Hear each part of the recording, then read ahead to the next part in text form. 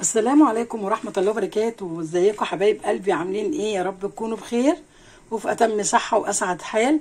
نبدأ بسم الله والصلاة والسلام على سيدنا محمد وعلى آله وصحبه وسلم أجمعين. النهاردة بإذن الله بجد هعمل معاكم طبق بامية ويكا.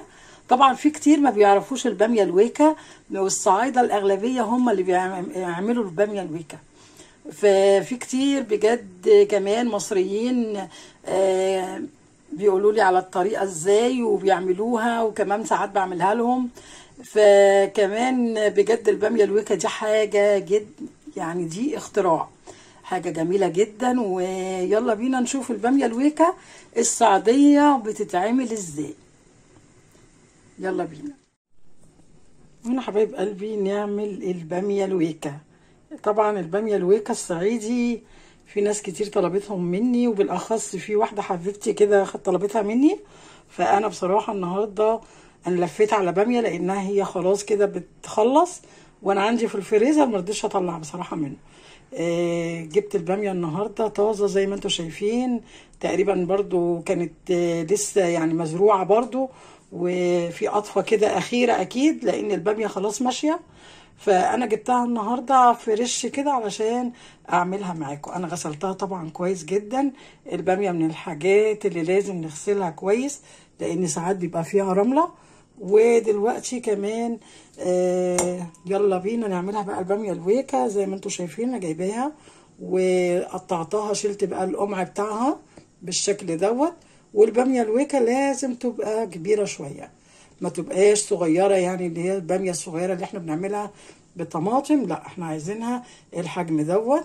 وطبعا هي دي برضو فيها صغيرة بس ايه، ما كانش في غيرها. فانا بحبها الحجم ده. وكمان بحب الباميه اللي هي الخضراء، الباميه الخضراء اللي هي بتبقى نازله بشوكها، هي دي الباميه الجميله اللي احنا بنحبها. الباميه الحمراء دي بصراحه بحس ان هي فاضيه كده من جوه، والباميه الخضراء بتبقى اجمل بكتير في الباميه الويكا. تمام. وحتى لو مجمده مفيش اي مشكله برضو، بس انا حبيت اجيبها طازه النهارده واعملها معاكم. ويلا بينا نبدا بقى نشوف الباميه هنعملها ازاي.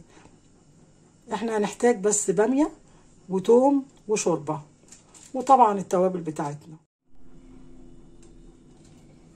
وهنا حبايب قلبي انا بس هبدأ كده اعمل معاكم واحدة ولا اتنين اوريكم هي بتتقطع ازاي. شوفوا هنا كده احنا هناخدها كده دواير كده، شوفوا يا ريت تكون رقيقة شوية علشان لما اجي افركها كده بالشوكة او بالمضرب تتفرك عادي وسهلة.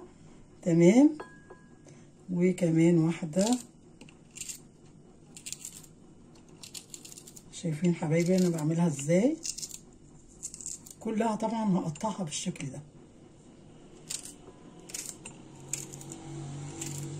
شوفوا هنا بقى انا بعملها خفيفة، ما بعملهاش تخينة، بعملها كده خفيفة كده، شرايح خفيفة علشان تبقى سهلة معايا اهي.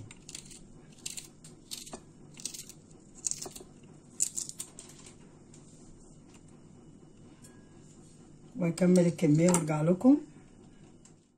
وهنا حبايب قلبي هحط الشوربة على البوتاجاز. طبعا انا مش هكتر دلوقتي الشوربة علشان طبعا لو احتاجت انا هضيف لها علشان ما تطراش معايا. بنحط الاول نحط حبة قليلين علشان ما تخفش كده وتبقى ايه مش مظبوطة. تمام. اي حاجة نحط فيها حبة قليلة ولما نحتاج نبقى ناخد. هنا عندي الشوربة طبعا حقيقة ملح وفلفل. تمام. وهنا كمان نضيف جزء من الثوم يغلي كده مع الشوربة. وكمان يا حبايبي انا حابه احط كعب مرق الدجاج. تمام. اللي حابب يحط مفيش مشكله، واللي مش عايز برضو عادي. الشوربه ان شاء الله هتبقى زي العسل كده، بس ديت هتديها برضو تيست عالي قوي. تمام. ونبدأ بقى نضيف البامية بتاعتنا. طبعا البامية زي ما انتم شايفين انا خرطت عليها قرن فلفل اخضر. تمام.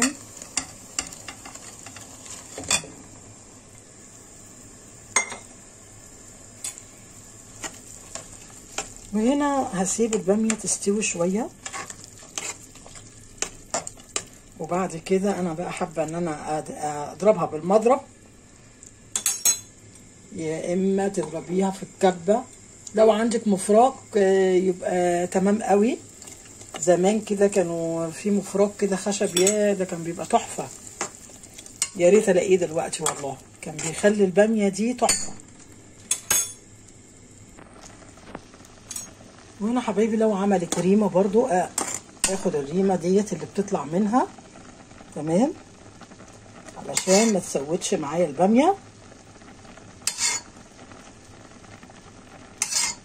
الباميه بسم الله ما شاء الله خضرة جدا جميله، بس زي ما بقول لكم لو في اي ريمه على الوش تشيلوها علشان ما تسودش معاكم الباميه، ما تبقاش سودة. عايزينها تحتفظ كده بالخضار الجميل ده.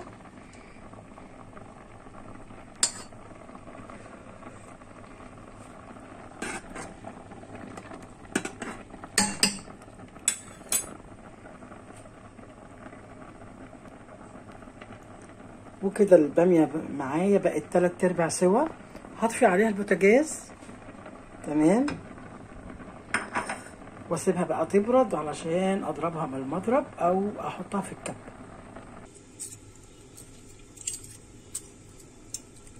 وهنا حبايب قلبي زي ما انتم شايفين انا ممكن طبعا شوفوا شوكتين كده هو في عكس بعض، وممكن نضربها ونبدا بقى نضرب كده اهو فيها لغايه ما تتهرك خالص معايا، تمام. تفضلي تضربي فيها كده لغايه ما تفكك كلها من بعضها. دي طريقه، وممكن الطريقه التانية بالمضرب الكهربائي او بالكبه. انا هعملها بالكبه، لكن انت لو ما عندك، لو مش حابه تعمليها بالكبه، بالشوكتين دول هتفضلي تضربي كتير فيها لغايه ما تفك معاكي. وهنا عندي الكبه بتاعتي، هي مطرحها طبعا الثوم، وفرمه فيها ثوم هحط فيها. طبعا هي هديت بس ما بردتش خالص، واروح بقى اضربها. وانا حبايب قلبي عايزه اوريكم ان انا برضو ما اضربهاش قوي،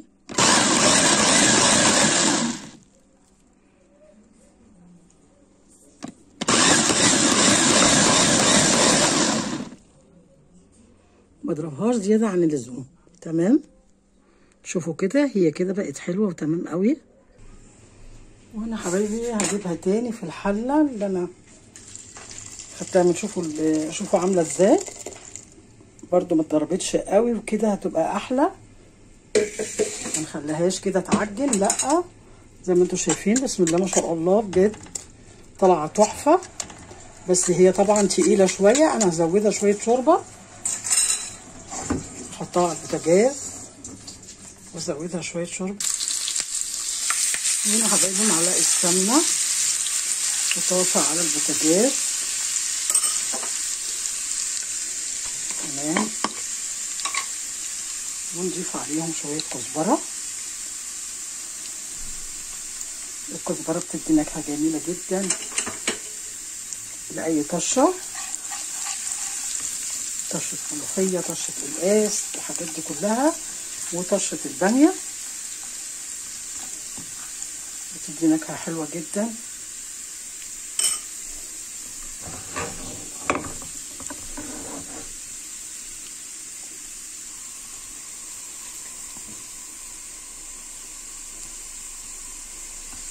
انا هنا طفيت على الباميه كمان،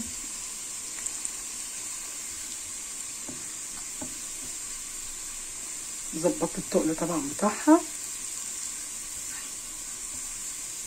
هنشوف دلوقتي مع بعض.